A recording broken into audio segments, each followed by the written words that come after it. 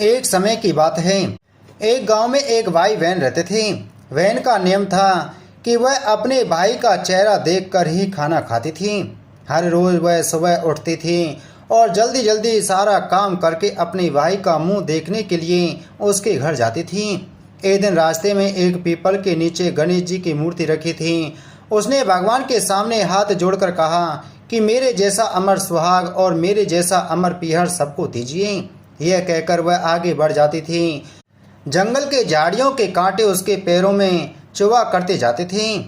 एक दिन भाई के घर पहुंची और भाई का मुंह देखकर बैठ गई तो भाभी ने पूछा, पैरों में क्या हो गया है? यह सुनकर उसने भाभी को जवाब दिया कि रास्ते में जंगल की झाड़ियों के गिरे हुए कांटे पाँव में चुभ गए हैं। जब वह वापस अपने घर आ जाए तब भाभी ने अपने पति से कहा कि रास्ते को साफ करवा दूं, आपकी बहन के पाँव में बहुत सारे कांटे चुभ गए हैं। भाई ने तब कुल्हाड़ी लेकर सारी झाड़ियों को काटकर रास्ता साफ कर दिया, जिससे गणेश जी का स्थान भी वहां से हट गया। यह देखकर भगवान गुस्सा हो गए और उसके भाई के प्राण हर लिए। लोग अंतिम संस्कार के लिए जब भाई को ले जा रहे थे तब उसकी भाभी ने रोते हुए लोगों से कहा, थोड़ी देर रुक जाओ, उसकी बहन आने वाली है।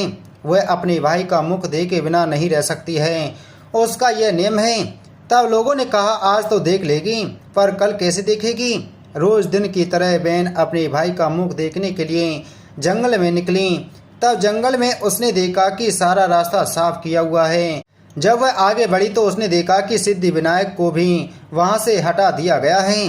तब उसने जाने से पहले गणेश जी को एक अच्छे स्थान पर रखकर उन्हें स्थान दिया और हाथ जोड़कर बोली, भगवान मेरे जैसा अमर सुहाग और मेरे जैसा अमर पीहर सबको देना। और फिर बोलकर आगे निकल गई।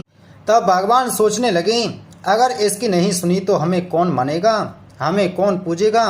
तब सिद्धि विनायक ने उसे आवाज दी, बेटे इस खेजड़ी की 7 पत्तियां लेकर जा और उसे कच्चे दूध में घोलकर भाई के ऊपर छींटा मार देना, वह उठकर बैठ जाएगा।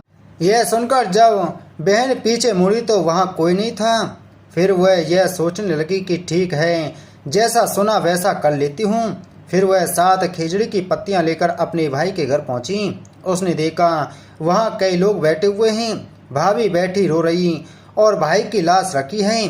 तब उसने उस पत्तियों को बताए हुए नियम के तहत भाई के ऊपर इस्तेमाल किया। तब भाई उठकर बैठ गया।